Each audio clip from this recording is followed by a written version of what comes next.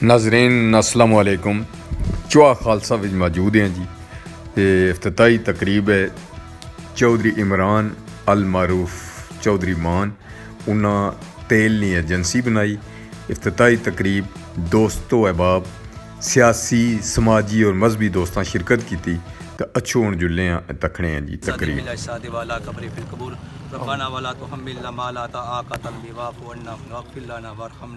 अंता मौलाना फंसुना अल कौमिल काफिरीन, अंता मौलाना फंसुना अल कौमिल ज़ालिमीन, अंता मौलाना फंसुना अल कौमिल हासिदीन। परवरदिगार आलम जिसके हलाल की खातिर या कारोबार चौधरी साहब ने शुरू किया, अल्लाह पाक इसमें बरकतें पैदा फरमा। या रब्बुल आलम इस कारोबार में दिन दुगनी रात चौगुनी तरक्कियाँ पैदा फरमा। आने वाली नागहानी आफात व बलिया से महफूज फरमा। शर शैतान शर इंसान से महफूज फरमा। के असर से मुनाफिकों के निफाक से महफूज फरमा। या रब्बुल आलमीन हम सबको आपस में इत्तेफाक और इत्तेहाद की दौलतें अता फरमा। परवरदिगार आलम चौधरी साहब की दिली नेक तमन्ना हाजात पूरी फरमा। सल्लल्लाहु तआला अला खैर खल्क़ि मुहम्मद व अला आलिहि व सल्लम।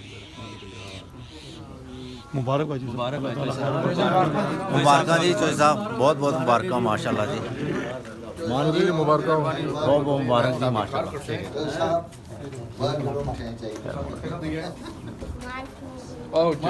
भाई एक डब्बा खोलो जी।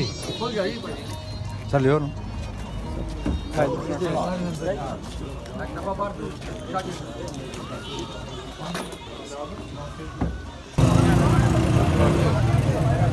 मुबारक बहन जी, आपको ही हो ना हाँ चौधरी साहब पक्कियां दोस्तियां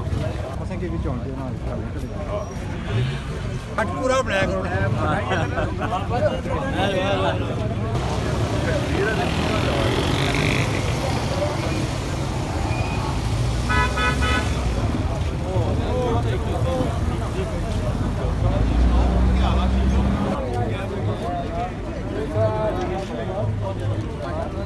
दीदी हाल होए जुड़े रहो जो साहब जी गुरु सलामत रखा सारे पुराना जहर असा यही आखने तो पानी में नहीं होना मैं तो बाबा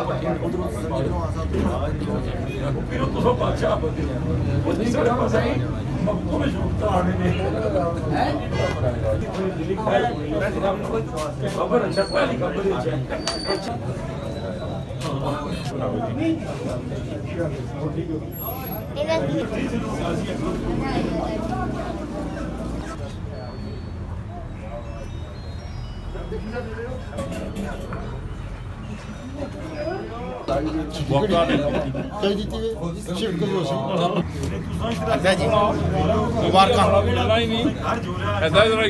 यादगार रहसी साढ़े दिमाग अच्छा मुन्नी तो है।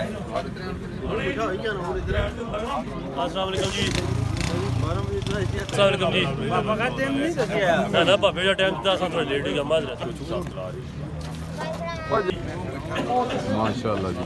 राजा शेर अफगन साहब फखरे चुआ खालसा जी।